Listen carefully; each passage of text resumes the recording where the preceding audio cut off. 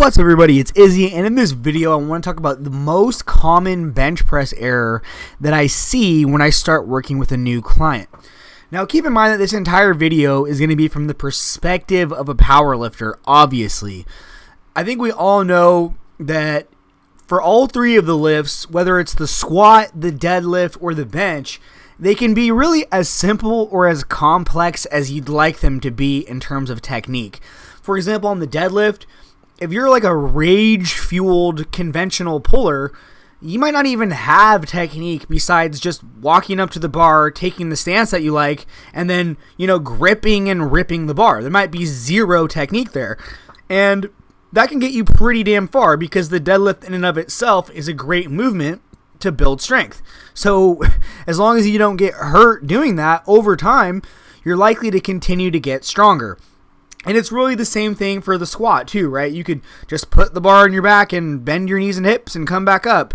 It can be that simple, right? And same with the bench press. You can just lay there and press the bar up and down. However, if you're looking to optimize your performance for powerlifting, you probably want a more involved technical process than just simply laying on the bench and pressing the bar.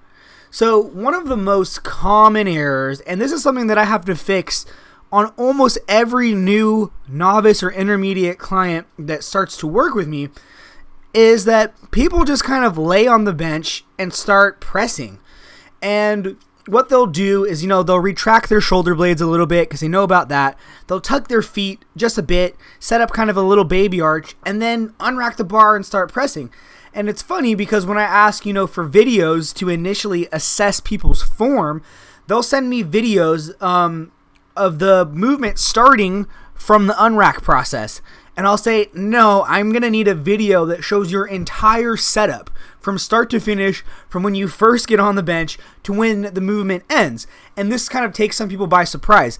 And the reason for this is that, honestly, there's not as much to think about when you're doing the actual bench press as there is when you're doing the setup for the bench press.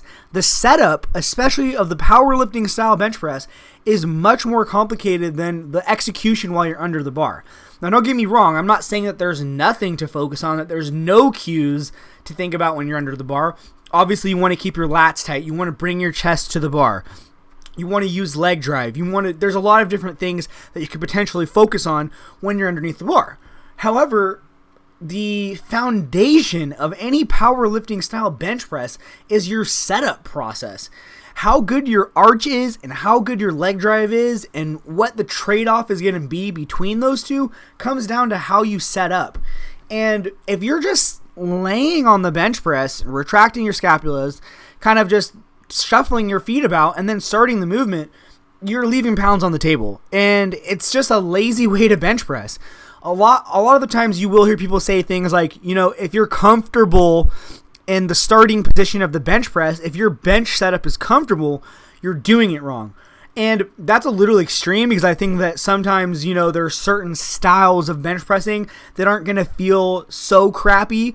But if you're doing like a big arch style bench press and using a lot of leg drive, you are not going to be in a comfortable position in 99 times out of 100. It's not going to feel cozy down there. If you don't feel like your head is exploding under heavy weights, you are probably not tight enough. And this problem will carry over throughout the entire movement of the bench. If you're loose in your setup, you're going to be loose from your feet all the way up. And what this ends up presenting as is sometimes you'll get people that are so loose they actually shuffle their feet around during the bench press. Or, you'll watch them press and there's a lateral movement of their hips or torso on the bench because they're just laying there.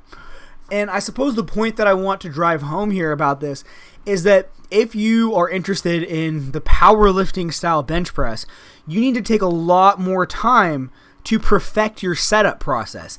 The setup process for the bench press is much more involved than the other two lifts.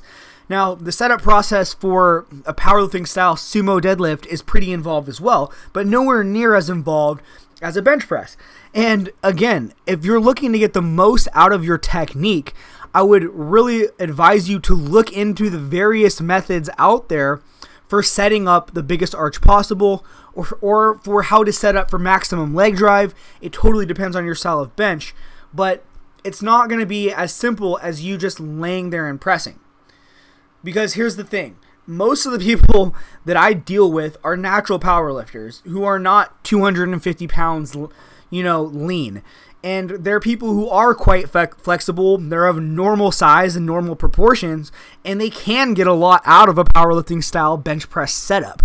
It's not guys that have become so huge that, like arching just isn't possible anymore because it would hurt their back, or they just don't have the flexibility for it.